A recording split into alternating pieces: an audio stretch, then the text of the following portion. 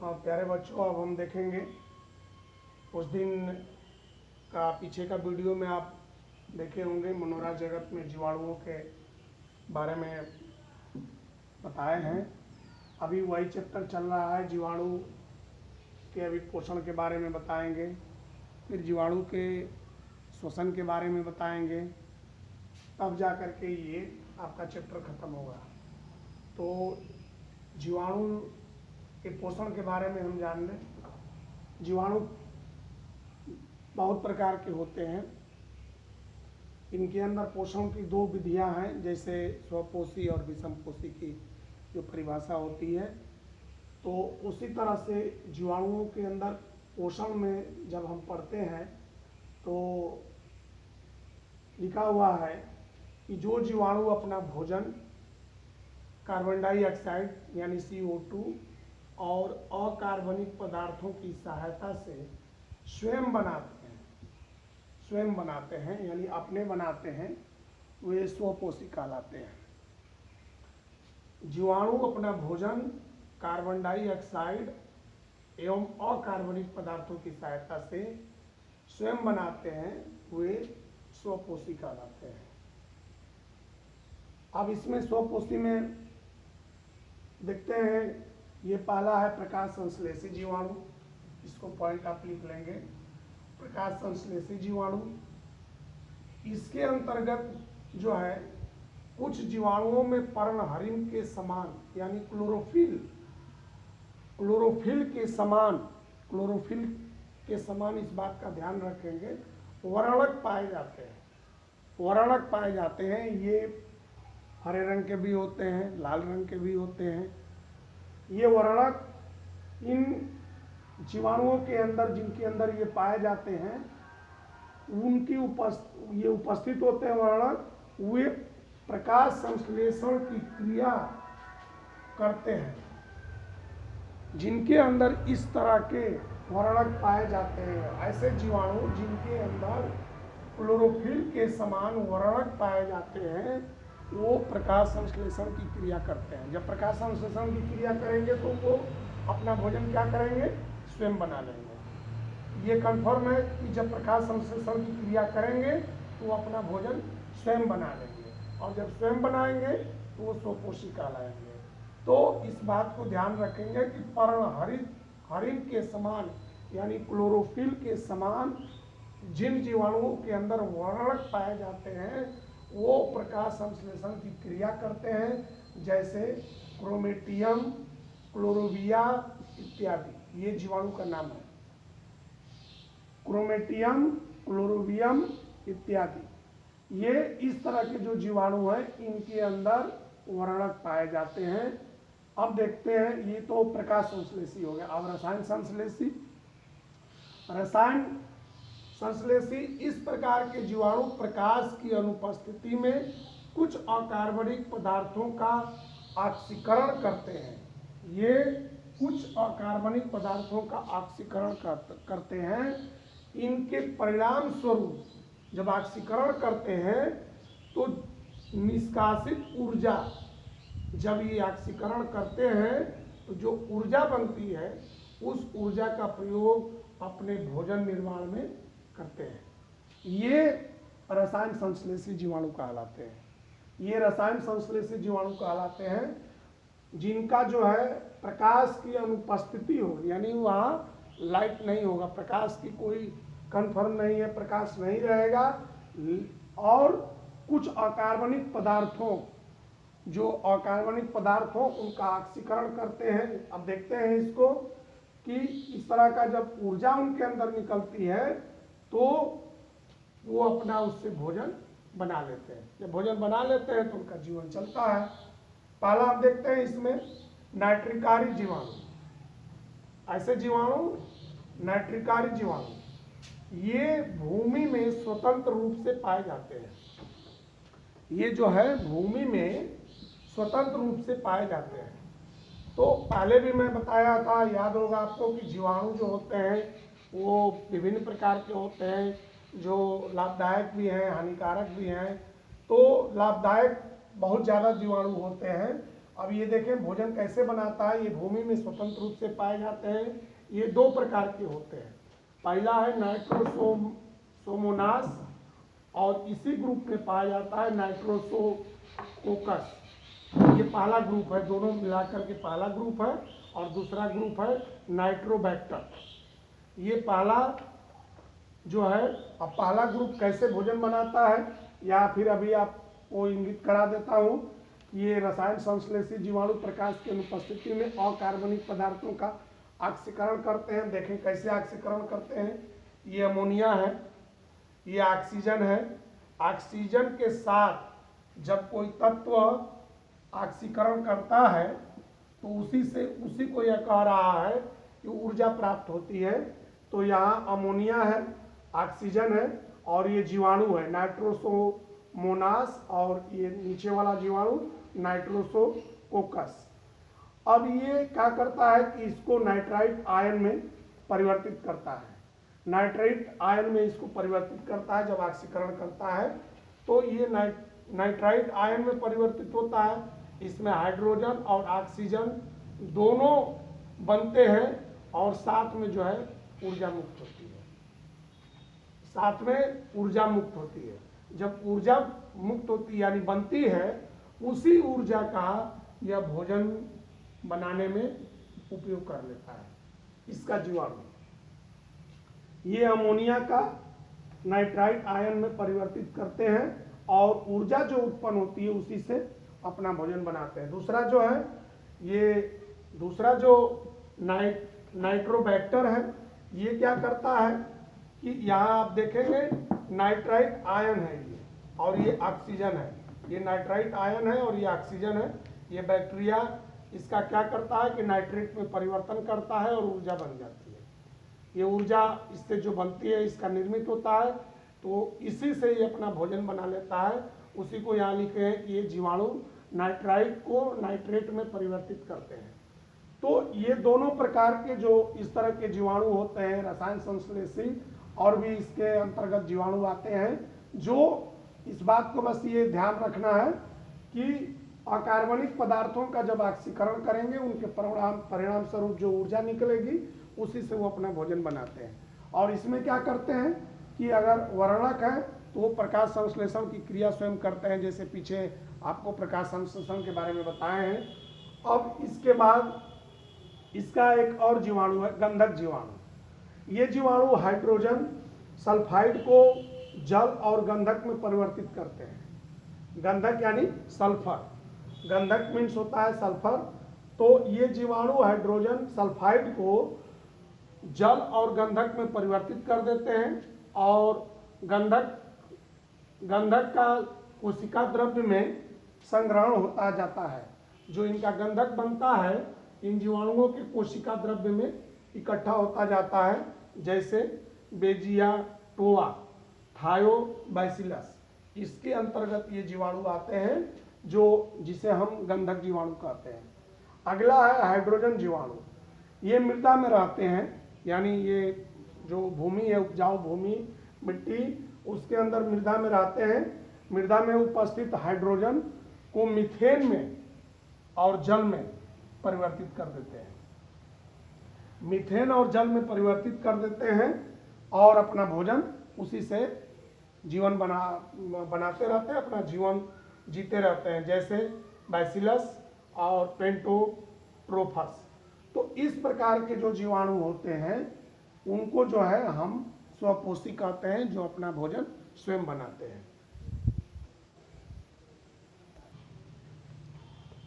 अब देखते हैं जीवाणुओं में पोषण, परपोषी। तो परपोषी परिभाषा, अधिकांश जीवाणुओं में पर्णहरिण या क्लोरोफिल नहीं होते। उसमें आपने पढ़ा इसके पहले कि उनमें पर्णहरिण की तरह वर्णक होते हैं, इसमें पर्णहरिण नहीं होते, यानी क्लोरोफिल नहीं होता है। वे अपना भोजन के लिए दूसरे जीवों पर आश्रित रहते हैं, यानी निर्भर रहते हैं। इसे परपोषी कहते हैं। पर माने दूसरा होता है, ये पोषी माने पोषण करने वाला। दूसरे पर निर्भर होकर के जो पोषण करता है वो परपोषी कहलाता है।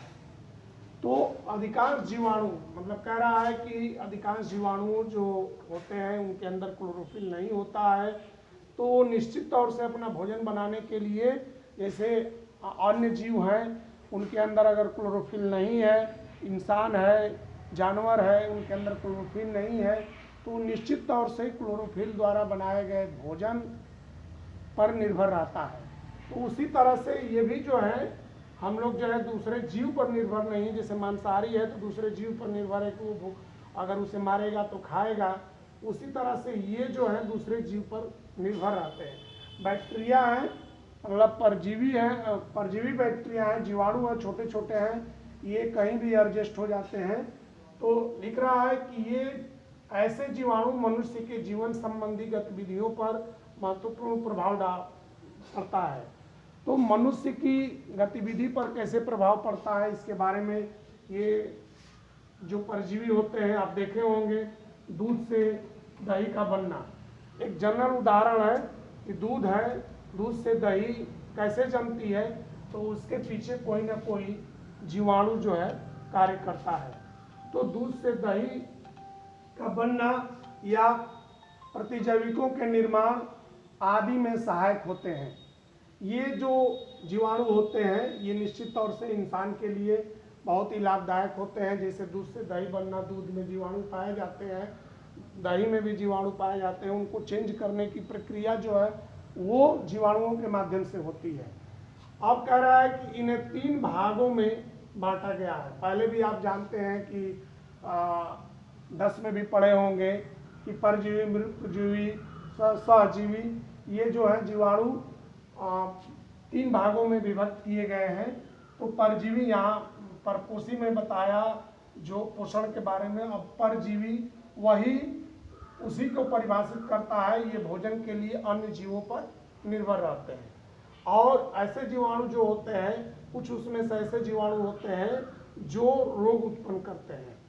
अब रोग उत्पन्न करते हैं यानी अगर मनुष्य के शरीर में अगर प्रवेश करते हैं तो ऐसे जीवाणु टाइफाइड, यानी जो टाइफाइड बुखार होता है, आपको टाइफाइड ये आँत से बुखार आता है, आँत के कारण जो बुखार होते हैं ये जीवाणु आँत में जा कर के और रोग उत्पन्न कर देते हैं। टेटनस के बारे में आपको पता होगा, ये जीवाणु जो है टेटनस पैदा कर देते हैं, लोहे से जो टेटनस हो जाते हैं ये जीवाणुओं के कारण ही होते हैं। निमोनिया जो रोग होता है यह भी इनके न्यूमोकोकस नामक जीवाणु होता है, वो जब लंग्स में जाता है, फेफड़े में जाता है तो उसको जो है इफेक्ट कर देता है, तो सांस लेने में दिक्कत होती है, तो ऐसे रोग को निमोनिया कहते हैं। इस प्रकार के बहुत सारे रोग जीवाणुओं के माध्यम से फैलते हैं। विषाणु के माध्यम से भी रोग फैलते हैं, लेकिन यहाँ जो बताए जा रहे हैं वो जीवाणुओं के माध्यम से रोग फैलने वाला ये है, टाइफाइड, टेटनस, निमोनिया इत्यादि। अब देखते हैं मृतकोजीवी। अब इसके ग्रुप के, मृतकोजीवी ग्रुप के, ये मृत कार्बनिक पदार्थों से अपना भोजन बनाते हैं। ये मृत कार्बनिक पदार्थों से अपना भोजन बनाते हैं। जैसे आपने मृतकोजीवी को अगर लाभदायक रूप से, वो जीवाणु नहीं है, वो पादप जगत का है, पादप जगत में भी जो कुकुरमुत्ता या मशरूम कहते हैं उस तरह का जो होता है, वो हालांकि जीवाणु नहीं उसको कहेंगे, वो पादप है। इसलिए मैं बता रहा हूँ कि ऐसे मृत कार्बनिक पदार्थों से जो भोजन बनाते हैं छोटे छोटे जीवाणु, जैसे सड़ी हुई रोटी, इसको लिख लें, या भींगी हुई रोटी, अचार आपका होता है, जो घर में अचार होते हैं, सड़े गले पदार्थ होते हैं, मुरब्बा होते हैं, यानी जो एक फंगस की तरह आप देखते होंगे। आप एक प्रैक्टिकल के तौर पर अगर देखना चाहते हैं तो रोटी को भिगा करके आप रख दीजिए, अचार को अगर आप सुखा करके नहीं रखते हैं तो उसमें फंगस जिसको कहते हैं, छोटे छोटे छोटे सफ़ेद सफ़ेद उस पर लेयर बन जाते हैं, उसी तरह रोटी पर भी बन जाते हैं, सड़े गले पदार्थ पर बन जाते हैं। यानी उस तरह के भोज्य पदार्थों पर भी आप देख सकते हैं जिनमें इस तरह के जीवाणु पाए जाते हैं। तो ये क्या करते हैं कि ये उसी पदार्थ से अपना भोजन बनाते हैं और अपना जीवन यापन करते हैं। तो अगर वो इफेक्टेड नहीं है, जैसे आपने रोटी ताज़ा बनाया, खा गया, खाना खा लिए, तो उससे कहीं जो है जीवाणु फैलने की स्थिति में नहीं होते, उसमें वो जीवाणु नहीं होते हैं जो मृत कार्बनिक पदार्थों से भोजन बनाते हैं। तीसरा जो होता है बड़ा इंपॉर्टेंट जीवाणु होता है सहजीवी, इसको कहते हैं।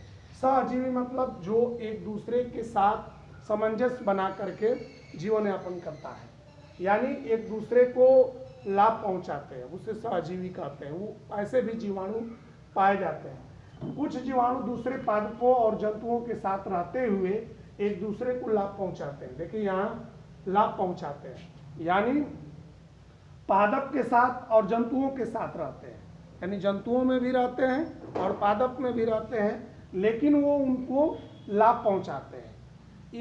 इसे सहजीवन कहते हैं, यानी दोनों साथ साथ जी लेते हैं, उसी को जो है सहजीवन कहते हैं। जैसे राइजोबियम, लेग्यूमिनोसेरम, ये दोनों एक जीवाणु का नाम है।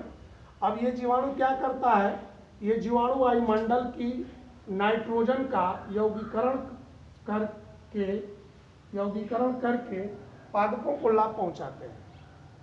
ये ध्यान देंगे, ये वायुमंडल के नाइट्रोजन का यौगीकरण करके पादपों यानी पौधों को लाभ पहुंचाते हैं, तथा पादप जो है इन जीवाणुओं को रहने के लिए स्थान, ये ज़्यादातर से पादप के जड़ों में पाए जाते हैं, इनके रहने के लिए स्थान और पोषण प्रदान करते हैं, यानी एक दूसरे को सपोर्ट करना, वो सहजीवी जीवाणु कहलाते हैं।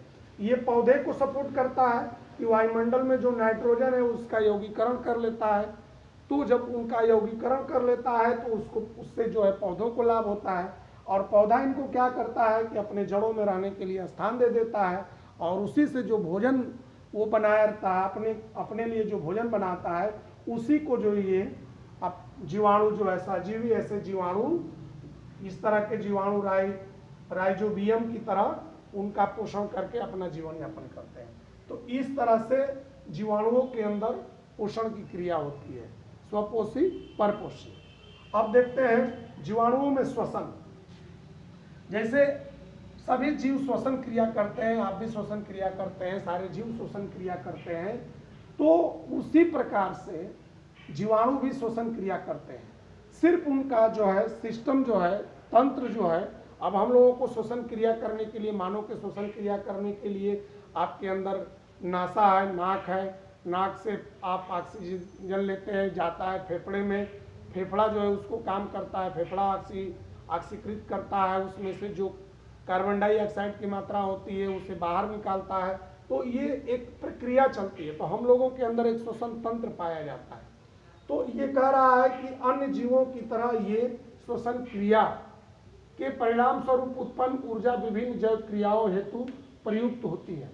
तो इनके अंदर जो होती है, जो सूक्ष्म रूप से जो हम जीवाणुओं को देख सकते हैं, इलेक्ट्रॉनिक सूक्ष्मदर्शी के माध्यम से ही हम जीवाणुओं को देख सकते हैं, तो अन्य जीवों की तरह ये भी श्वसन क्रिया के परिणाम स्वरूप उत्पन्न ऊर्जा विभिन्न जैव क्रियाओं हेतु प्रयुक्त होती है। श्वसन के आधार पर जो श्वसन क्रिया है, उस श्वसन क्रिया के आधार पर जीवाणुओं को निम्न भागों में बांटा गया, यानी इसके मुख्य 4 भाग हैं। अविकल्पी आक्सीय, अविकल्पी आक्सीय और अविकल्पी अनाक्सीय। अविकल्पी आक्सीय, अविकल्पी अनाक्सीय, विकल्पी आक्सीय और विकल्पी अनाक्सीय, यानी ये 4 भाग हैं इनके। इन चारों भागों के माध्यम से ये श्वसन क्रिया करते हैं, और उनका जो है जब श्वसन क्रिया करेंगे तो निश्चित है कि आप ही और हमारे तरह ही वो अपना जीवन यापन करेंगे। अब देखते हैं जीवाणुओं में जनन।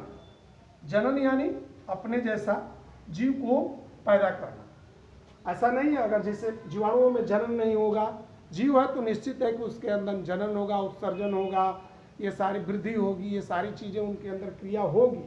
तो अब इनके अंदर भी जनन होता, अगर अब इनके अंदर जनन नहीं होगा तो निश्चित है कि ये इनका जो है काम समाप्त हो जाएगा, यानी जीवाणु खत्म हो जाएगा। तो जीवाणु खत्म हो जाएंगे तो बहुत सारे आपको भी नुकसान होगा, वातावरण को भी नुकसान होगा, और इसलिए इनके अंदर जो जनन की विधियां हैं वो खास तौर से वर्धी जनन और अलैंगिक जनन द्वारा होता है। 10 में आपने पढ़ा होगा अच्छी तरह से कि पौधों में कैसे वर्धी जनन होता है, और पौधे जो है अलैंगिक जनन करते हैं, लैंगिक जनन करते हैं, वर्धी जनन करते हैं। तो जीवाणु में भी जनन होता है। इसमें जनन मुख्य रूप से वर्धी, जिसे कायिक जनन भी कहते हैं, वर्धी को कायिक भी कहते हैं, अलैंगिक जनन अलैंगिक विधियों द्वारा होता है। लेकिन ये कह रहा है कि लेकिन वर्तमान समय में, वर्तमान अध्ययन से पता चलता है, जो इस समय इलेक्ट्रॉनिक जो सूक्ष्मदर्शी आई है, इलेक्ट्रॉनिक सूक्ष्मदर्शी से अध्ययन करने के बाद पता चलता है कि कुछ जीवाणुओं में आनुवंशिक पदार्थ का विनिमय होता है। ये ध्यान देंगे कि कुछ पदार्थ में, कुछ जीवाणुओं में आनुवंशिक पदार्थ का विनिमय होता है, लेकिन ज़्यादातर मतलब कह लिया जाएगा कि जीवाणु जो है वर्धी जनन और अलैंगिक विधि द्वारा ये अपना जनन करते हैं। तो वर्धी जनन या कायिक जनन क्या होता है, इसको देख लेंगे। साइड में मैं लिखा हूँ, आप इसको समझ लेंगे। पिछली कक्षा में आपने पढ़ा है, इसको देख लेंगे।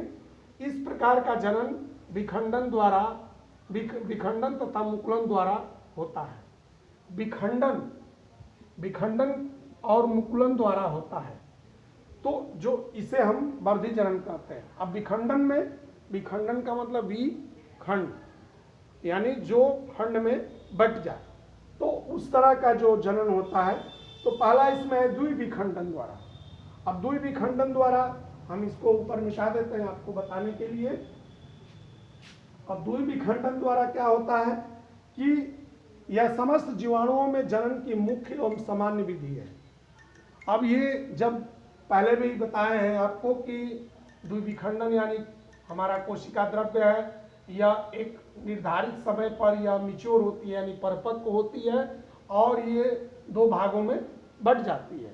तो जब दो भागों में बट जाती है, तो उसी तरह से जीवाणुओं के अंदर भी कोशिका का, जब कोशिका द्रव्य के अंदर जब मिच्योरिटी आती है, पूर्ण हो जाता है, तो कोशिका जो है परिपक्व होती है और दो भागों में बट जाती है और जीवाणु का जनन हो जाता है। ऐसे जो है जीवाणु ई कोलाई, यानी इस जीवाणु का नाम है ई कोलाई। और दूसरा देखते हैं मुकुलन द्वारा। मुकुलन द्वारा कह रहा है कि इसमें जीवाणु कोशिका की एक कलिका समान रचना बनाती है। यानी देखेंगे इसमें जीवाणु जो है कोशिका की एक कलिका समान रचना बनाती है। कलिका समान रचना बनाती है, जो कोशिका द्रव्य एवं केंद्रकीय पदार्थ युक्त होता है। यानी जो ये कलिका बनती है, इसमें कोशिका द्रव्य और केंद्रकीय पदार्थ, यानी केंद्र के अंदर जो कोशिका के अंदर केंद्रक है, केंद्र के अंदर जो पदार्थ होते हैं वो पदार्थ युक्त होते हैं।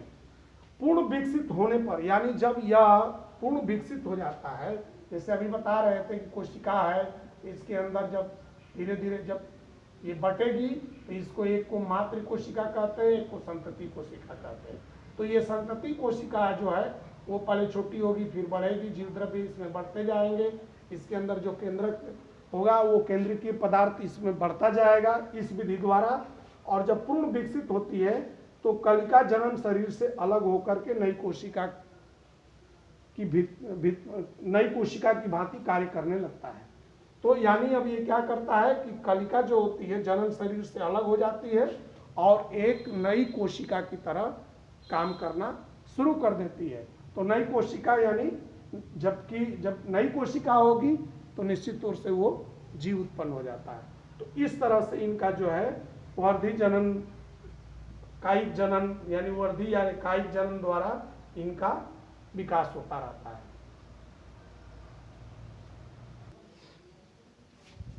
अब देखते हैं हम जीवाणुओं में अलैंगिक जनन। जीवाणुओं में यह जनन निम्नलिखित विधियों द्वारा होता है। अलैंगिक जनन। अब अलैंगिक जनन कैसे होता है? पहला है अंतःबीजाणु द्वारा। इसका पहला पॉइंट है अंतःबीजाणु द्वारा। इस प्रकार के जीवाणु की प्रत्येक कोशिका में केवल एक ही अंतःबीजाणु उत्पन्न होते हैं। जैसे यह कोशिका हो गई, इसके अंदर जो है एक ही अंतःबीजाणु का निर्माण होगा, एक ही अंतःबीजाणु उत्पन्न होते हैं। प्रतिकूल परिस्थितियों में जीवाणु कोशिका का जीव द्रव्य संकुचित होकर गोलाकार हो जाता है। जब परिस्थिति इनके प्रतिकूल रहती है, अनुकूल नहीं रहती है, तो उस स्थिति में जो जीव द्रव्य है, कोशिका के अंदर जो जीव द्रव्य है वह संकुचित होकर यानी बटूर जाता है और संकुचित होकर गोलाकार हो जाता है, जिसके चारों ओर इसके जो जब ये संकुचित होता है तो इसके चारों ओर एक कड़ी प्रतिरोधक भित्ति, प्रतिरोधक यानी किसी चीज को रोकने वाली प्रतिरोधक भित्ति निर्मित हो जाती है। ध्यान देंगे कि जब यह संकुचित होता है, संकुचित होकर के जब गोलाकार बनता है तो इसके चारों तरफ एक प्रतिरोधक भित्ति निर्मित हो जाती है। अंतःबीजाणु निर्माण की प्रारंभिक अवस्था में डीएनए द्विगुणन द्वारा, द्विगुणन यानी 1 से 2 का बनना, द्विगुणन द्वारा एक लंबे अक्षीय केंद्रिकाभ का निर्माण होता है। एक लंबे अक्षीय केंद्रिकाभ का निर्माण होता है। दोनों गुणसूत्र, इसमें दो गुणसूत्र, दोनों गुणसूत्र का मतलब एक्स और वाई, दोनों गुणसूत्र अलग होकर अलग अलग स्थानों पर चले जाते हैं। यानी ये दोनों गुणसूत्र इसके जो होते हैं वो अलग होकर के डीएनए के अंदर जो गुणसूत्र पाए जाते हैं वो अलग होकर के अलग अलग स्थानों पर चले जाते हैं। कोशिका में उपस्थित अधिकांश आरएनए तथा कुछ प्रोटीन्स, जबकि कोशिका द्रव्य में प्रोटीन पाए जाते हैं, आरएनए तथा कुछ प्रोटीन अंतः जीवाणु बनाने वाले डीएनए के चारों ओर एकत्र होकर कोर का निर्माण करते हैं। कोर का निर्माण करते हैं।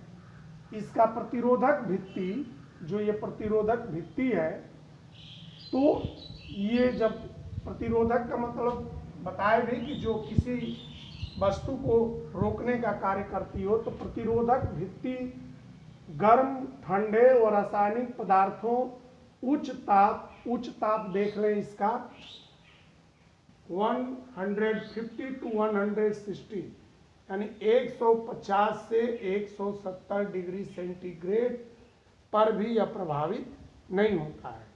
यानी जब इसकी प्रतिरोधक ये भित्ति बन जाती है, अंतःबीजाणु का ये जब जीव द्रव्य संकुचित होता है, गोलाकार बनता है, तो इसके चारों ओर जो प्रतिरोधक भित्ति बनती है, दीवार बनती है, उसकी जो क्षमता है, उसका टेम्परेचर क्षमता जो है 150 से 170 डिग्री सेंटीग्रेड पर भी प्रभावित नहीं होता है।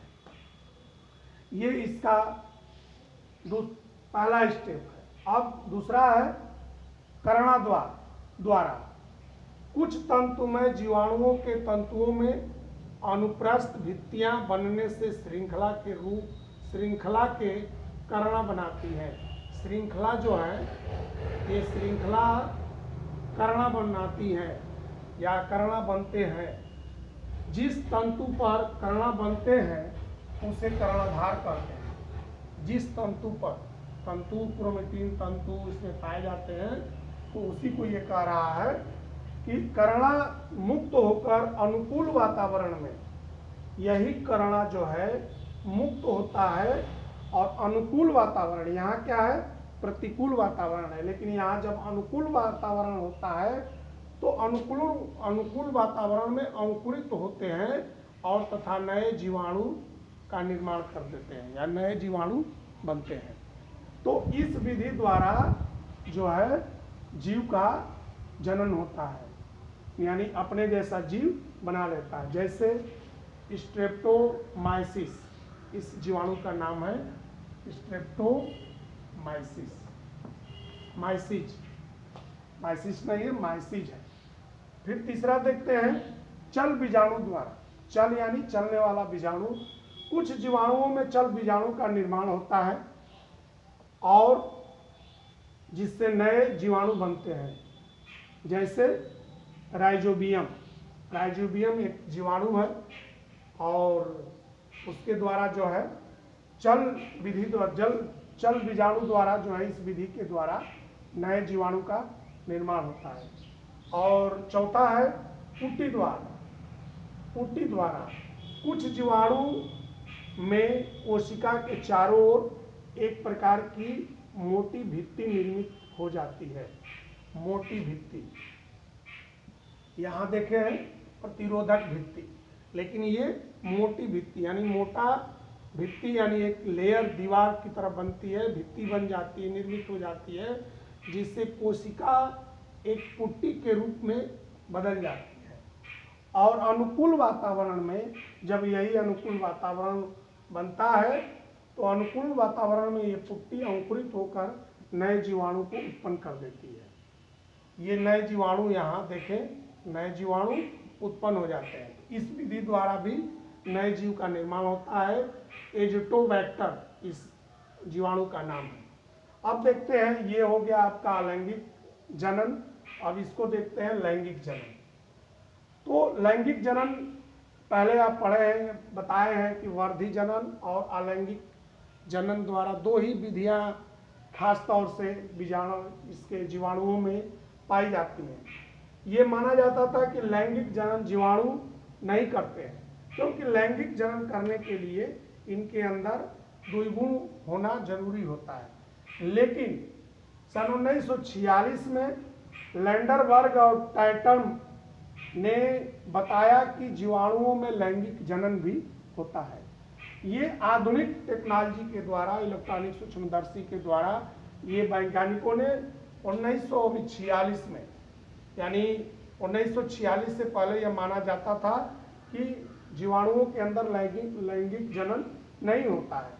लेकिन 1946 में लैंडरबर्ग और टैटम ने ये बताया कि जीवाणुओं में लैंगिक जनन भी होता है।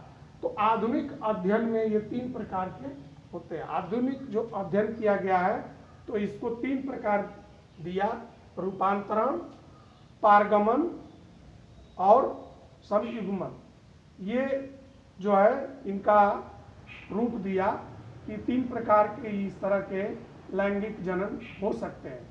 तो रूपांतरण, यानी रूपांतरण में इस विधि की खोज सन 1929 में फ्रेडरिक ग्रिफिथ ने नीमोकोकस जीवाणु में किया था। लेकिन इन्होंने खोज तो कर लिया, लेकिन इसको देखें यहाँ 1919 में खोज हुआ है, लेकिन इसको आधिकारिक तौर से 1946 में इसको माना गया है। तो खोज इन्होंने किया था, इसी के आधार पर वैज्ञानिक खोज करके बहुत पहले छोड़ भी जाते हैं। जैसे लैमार्क, डार्विन की बात करेंगे तो 10वें में बताया था कि खोज तो उन्होंने पहले कर लिया जैव विकास का, लेकिन बाद में उनकी वैज्ञानिक की सिद्धता हुई कि नहीं, उन्होंने ये जो कहा था वो सही कहा था। तो उसी तरह से यहाँ भी एक 1919 में कन्फ्यूजन में पड़ेंगे कि यहाँ 1919 दिया है, यहाँ 1946 दिया है। सारी ये 1929 है और ये 1946 है। तो इन्होंने खोज कर लिया था नीमोकोकस जो जीवाणु है इन रूपांतरण विधि द्वारा लैंगिक जनन कर लेता है, लेकिन इसको एथेंटिक रूप 1946 में मिला। दूसरा विधि है पारगमन। इस विधि में एक जीवाणु कोशिका के डीएनए का कुछ भाग, देखें यहाँ ध्यान से थोड़ा देखेंगे, इस विधि में एक जीवाणु कोशिका के डीएनए का कुछ भाग दूसरे जीवाणु कोशिका में जीवाणु भक्षी यानी जो जीव को खाने वाला एक विषाणु द्वारा पहुंचाया जाता है। विषाणु मीन्स वायरस, ये बैक्टीरिया है, ये वायरस है। तो जीवाणु भक्षी कह रहा है कि जीवाणु कोशिका में जीवाणु भक्षी एक विषाणु यानी वो विषाणु जो जीवाणुओं का भक्षण कर लेता है उसके द्वारा पहुंचाया जाता है। इस विधि का अध्ययन जिंडर और लैंडरबर्ग ने किया था। इन्होंने देखा कि कोई ऐसा विषाणु है जो इस जीवाणुओं को खाने के बाद वो दूसरे कोशिका में पहुंचा देता है। इसके अनुसार पारगमन प्रक्रिया दो प्रकार की होती है। एक होता है प्रतिबंधित पारगमन, इसमें जीवाणु भक्षी जीवाणु के कुछ जीन जो होते हैं, मैंने 10 में आपको बताया है बढ़िया से, इसमें जीवाणु भक्षी ये जीवाणु है, कि कुछ जीन्स को दूसरे जीवाणु में स्थानांतरित करता है, मतलब पार प्रतिबंधित पारगमन, और दूसरा है सामान्य पारगमन। इसमें किसी भी जीन का स्थानांतरण नहीं होता है। इस दो विधि द्वारा पारगमन विधि मानी जाती है।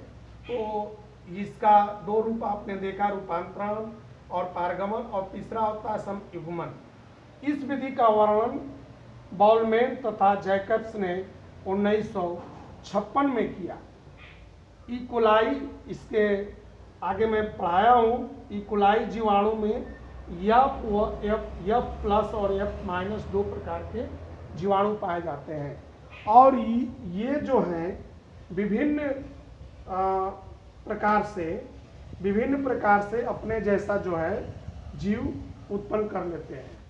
तो इस तरह से जो है ये आधुनिक रूप से लैंगिक जनन की विधि है। बाकी जो है जीवाणु जो है खास तौर से वर्धी जनन या कायिक जनन और अलैंगिक जनन द्वारा ही अपने जैसा जीव को उत्पन्न करते हैं, और इनकी जीवन प्रक्रिया चलती रहती है। इस तरह से आपका जो है अब ये मोनेरा जगत का जो मूल पॉइंट था जीवाणु या समाप्ति की तरफ है। इसकी लाभ और हानियाँ आप थोड़ा सा बुक से पढ़ लेंगे।